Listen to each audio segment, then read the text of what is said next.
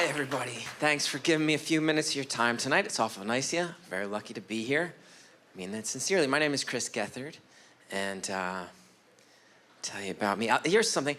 I was bullied a little bit growing up. Is anyone shocked by that? Is anyone looking at me right now like, you got picked on? Bullshit, man. Like, no, you look like a grown-up version of the kid from Jerry Maguire, and your last name spells out the words get hard. You got picked on? Weird. That's weird that happened. No, it's everybody can tell that's true. It's fine. Somebody had to get bullied. It was me. That's okay. I remember when I was leaving junior high school and I was entering high school, I remember thinking to myself, man, new school, this means new beginning. I get to change things. I'm gonna draw some lines in the sand. Those days are done. No more bullying. Turns out, that decision was not up to me. That was not my choice to make. I remember my second day, freshman year of high school, my second day of high school ever. I walk into the gym locker room, and there's all these guys sitting on the benches, you know? I walk in, they see me. This one guy, he stands up, he goes, ah. And all the other guys are like, yeah. I'm like, oh, I don't know what this is, but I don't think it's good. Now, this main guy, he walks up to me. He and I have never spoken before. We've never interacted in any way. He walks right up to me. He locks eyes with me. He does not say a word. And then he just cocks back and backhands me right across my face. He backhands me. And I will never forget, he hit me, and then he looks at me and he goes, what are you gonna do about it? Which is important, because that was his actual tone. He wasn't a tough guy about it. He wasn't like, what are you gonna do about it? He was like, what are you gonna do about it? Like, if I had an answer, he was willing to listen.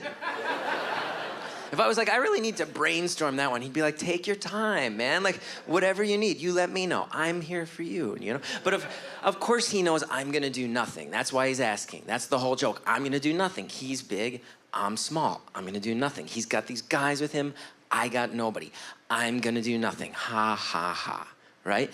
But I remember, I tell you, that was the day that the chip on my shoulder was born. I remember it so well. 13 years old, little guy. I remember thinking to myself, in my head, I'm like, you're right. I'm gonna do nothing for now, you piece of shit. But I promise you, down the line, I'm gonna do everything, motherfucker. Just everything I can set my mind to, I'm going at it so hard. Everything you and your goons think I cannot accomplish, that's what I'm going for hardest of all. And I've always been a relentless worker because of that. And I will tell you, it has not been easy. I've spent 18 years banging my head against the wall trying to live as a comedian. But I have set some big goals for myself. I have accomplished pretty much all of them. I have done everything that I set out to do, and I am proud of that. And you know what he's doing right now is nothing, mostly because he had an aunt in Ireland. She died, left him all the family's land. He flipped it. He's a fucking millionaire now. My high school bully is a millionaire many times over. This is very true and very infuriating to me. I have driven past his mansion in a quiet rage. It is an impressive piece of property, I promise. He owns horses. He owns a bunch of horses. Do you know how expensive horses are?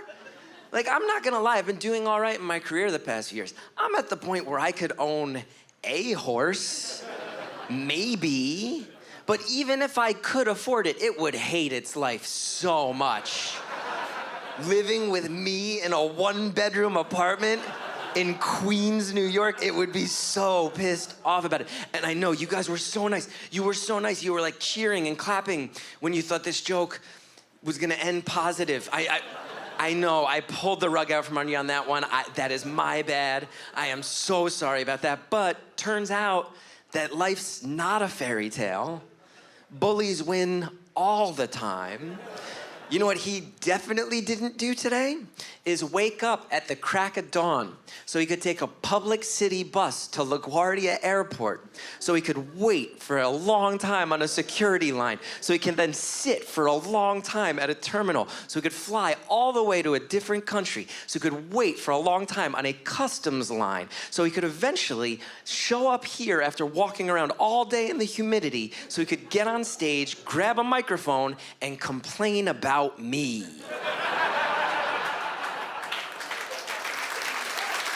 He had better things to do with his time and his money.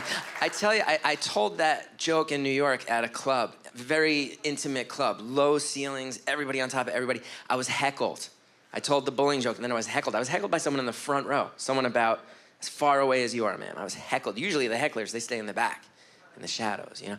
I will never forget what she yelled that night. I told that bullying joke and then the woman in the front row yelled, "Hey, take it easy on yourself." That's how I get heckled. That is how you heckle a Chris Gethard performance right there. Some comedians, the crowd gets too drunk, they're like, "Fuck you, you're not funny." With me, they're like, "Fuck you, learn to love yourself." What is going on? We're at a comedy festival trying to... Stop talking about how you got hit in the 90s. Move on. Anyway, on that happy note, you guys have been so kind. Thanks for putting up with me. Have a great night.